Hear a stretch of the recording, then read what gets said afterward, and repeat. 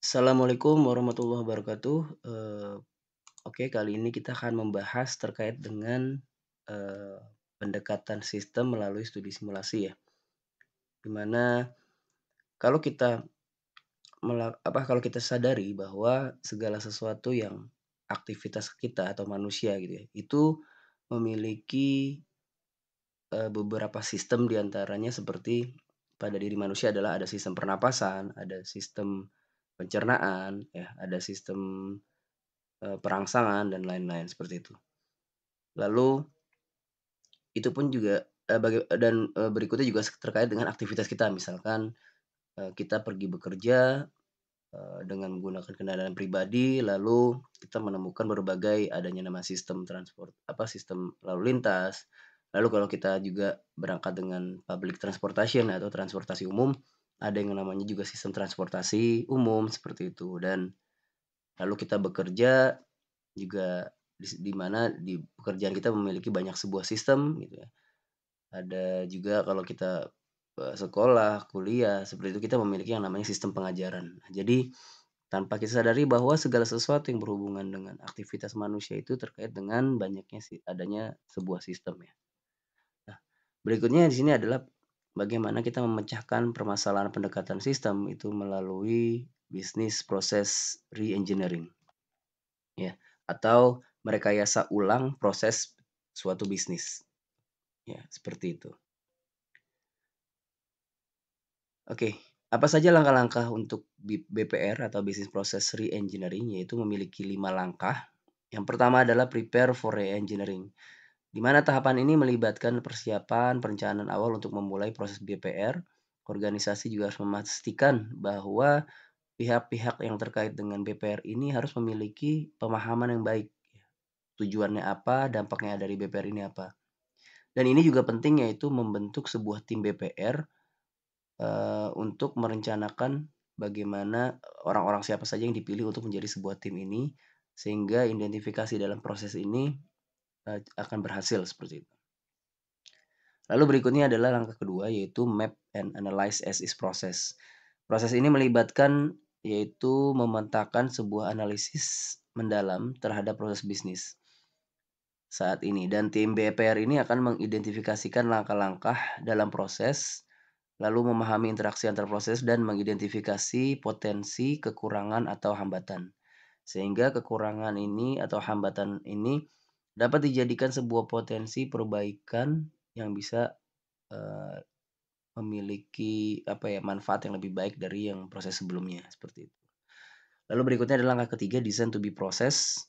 Setelah memahami proses bisnis saat ini, langkah selanjutnya adalah ketika tadi kita sudah menemukan sebuah potensi-potensi hambatan, maka kita bisa merancang, proses bisnis yang diinginkan.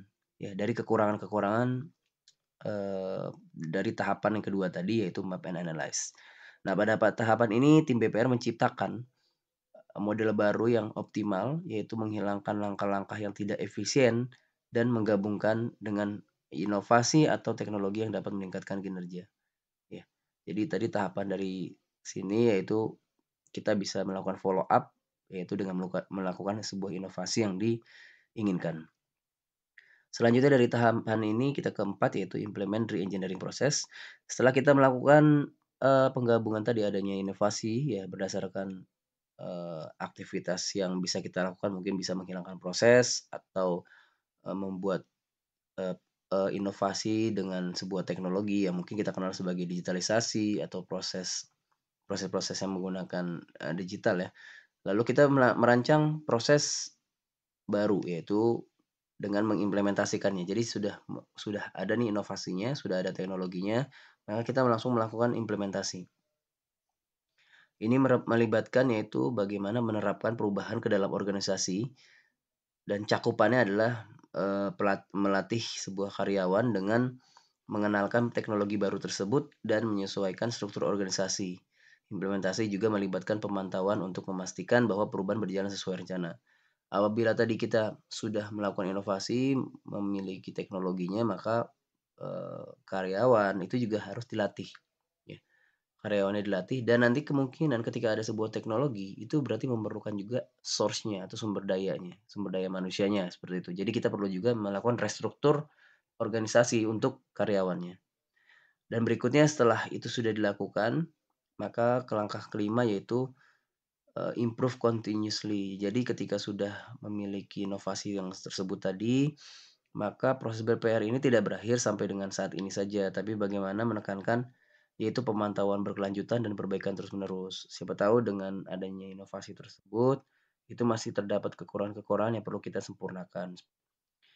Lalu organisasi harus secara aktif memantau kinerja proses baru dan yang paling penting adalah mendengarkan umpan balik atau kemungkinan adanya komplain-komplain dari user atau pengguna dan bersedia untuk melakukan penyesuaian dan perbaikan berdasarkan pengalaman dan perubahan kondisi lingkungan. Oke. Lalu berikutnya kita akan melihat yaitu studi kasus di dalam sebuah bank ya. Kalau kita melihat bahwa bank juga adalah sebuah organisasi atau perusahaan yang memiliki sebuah sistem, yaitu di mana terkait dengan sistem keuangan. Apa saja sih ya? Ini adalah transaksi yang dilakukan pada sebuah teller bank ya. Jadi objeknya adalah teller bank, di mana terdapat transaksi pembukaan akun rekening, store uang, yaitu menarik uang, yaitu penukaran cek, pergantian buku tabungan, pergantian ATM, print out buku tabungan, transfer dana, bayar tagihan, dan lain-lain. Masih banyak lagi ya transaksi di dalam sebuah bank. Yang tidak saya sebutkan di sini masih banyak. Lalu apa yang akan kita lakukan yaitu eh, ketika dalam sebuah bank, maka kita akan melihat sebuah yang namanya sistem sebuah antrian ya. Sistem sebuah antrian, kalau kita lihat dalam sebuah bank ini, maka ada yang namanya antrian ya. Kita lihat di sini bagaimana nasabah mengantri.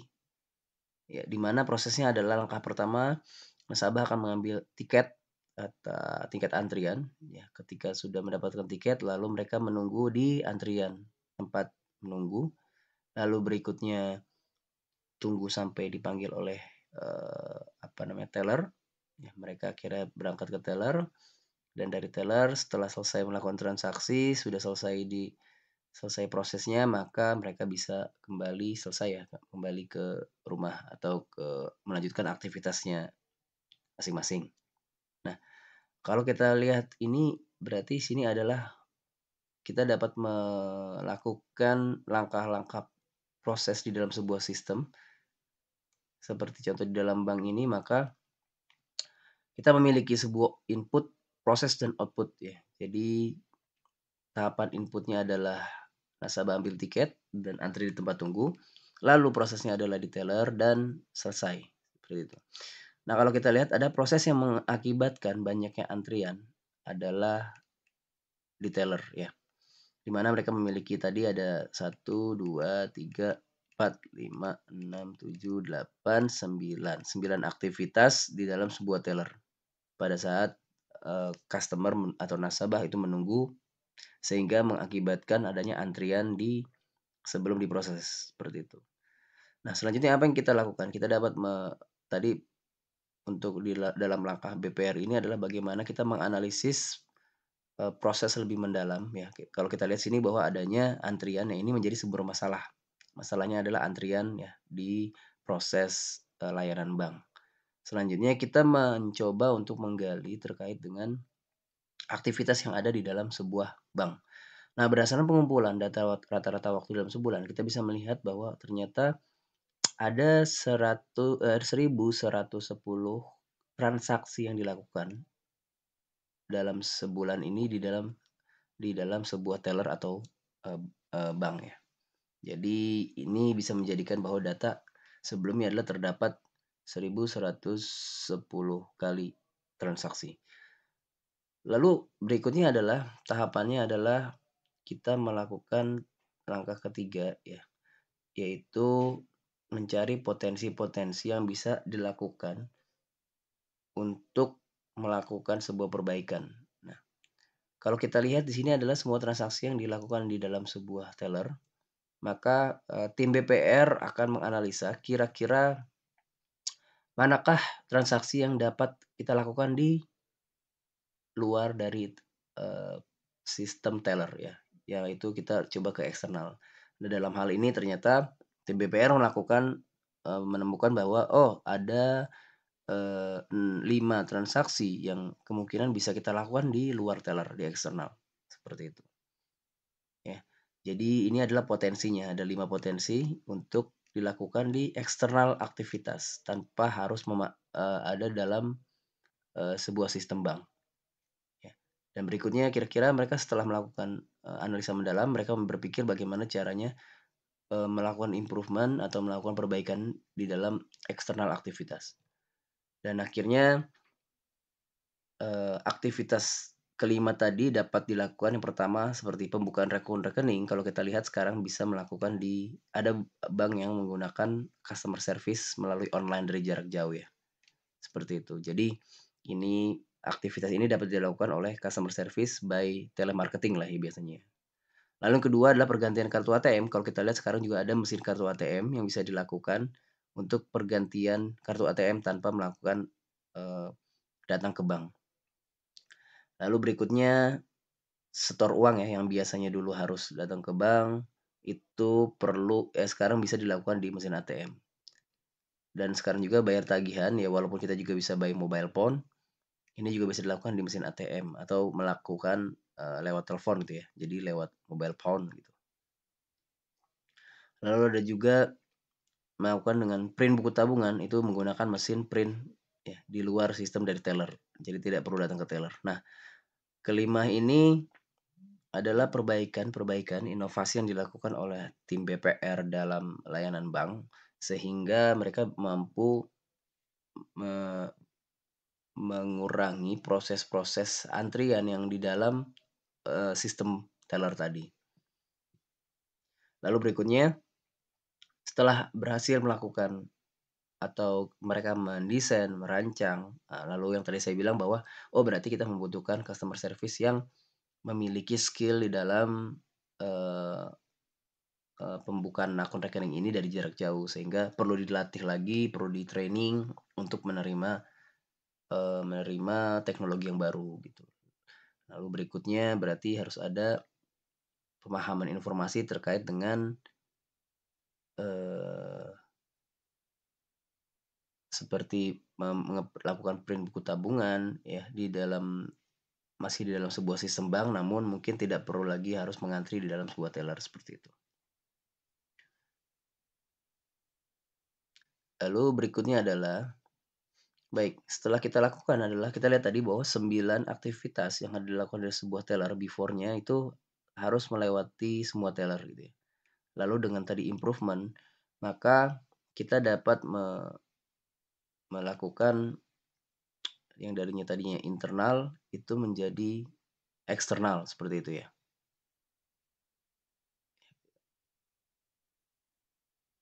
Dan selanjutnya adalah ya kalau kita lihat before-nya tadi terkait dengan proses transaksi teller, itu mereka memiliki 1.110 transaksi. Nah, namun setelah adanya proses di luar eksternal, maka kita bisa melihat bahwa, masing-masing aktivitas itu dapat meningkat transaksinya ya, yang baik yang di luar bank baik baik yang di dalam internal bank. Karena apa? Karena, beban transaksi yang terdapat di dalam internal, teller tadi itu bisa dikeluarkan lalu, kapasitas yang ada di dalam internal teller itu menjadi meningkat ya. Menjadi meningkat karena aktivitasnya berkurang, sehingga akan menambah, eee, transaksi baru untuk masing-masing aktivitas yang ada di dalam teller. Nah, selanjutnya ada tambahan juga kan terkait dengan transaksi yang ada di eksternal tadi, sehingga mereka mampu meningkatkan jumlah transaksi yaitu menjadi sekitar 267 transaksi. Dan apa keuntungannya? Ya selain dari transaksi besar seperti ini, maka transaksi mungkin secara finansial berupa uangnya juga akan lebih besar. Ya mungkin di sini misalkan awalnya adalah 100 miliar, di sini mungkin bisa menjadi ya 2 kali lipat ya, misalkan 300 miliar seperti itu. Nah, jadi secara transaksinya itu juga meningkat seperti itu. Dan pencapaian tim BPR dari 1.110 transaksi menjadi 2.671 transaksi adalah merupakan peningkatan yang begitu besar sehingga berdampak terhadap kondisi pemasukan atau, investasi kepada bank menjadi lebih tinggi, seperti itu. Nah inilah yang bisa dilakukan dari, bagaimana kita memecahkan sebuah masalah dalam melakukan pendekatan sistem, dan salah satunya adalah business process re-engineering atau merekayasa ulang proses bisnis. Jadi mungkin nanti, eee mungkin ada beberapa metode lagi lain ya, salah satunya mungkin dengan simulasi lainnya, tapi ini juga salah satu yang menjadi, metode yang bisa digunakan di dalam memecahkan suatu masalah. Ya mungkin ini yang bisa saya jelaskan terkait dengan bagaimana melakukan, proses perbaikan melalui pendekatan sistem, yaitu salah satunya dengan BPR atau Business Process Reengineering. Dan terima kasih kepada teman-teman, saya akan summary dari langkah-langkah sebelumnya, yaitu bagaimana langkah pertama adalah prepare for re-engineering, yaitu bagaimana sebuah organisasi membentuk sebuah tim BPR. Berikutnya langkah kedua adalah menganalisa aktivitas teller untuk melihat potensi perbaikan. Dalam langkah ini bagaimana memisahkan internal dan aktivitas menjadi eksternal.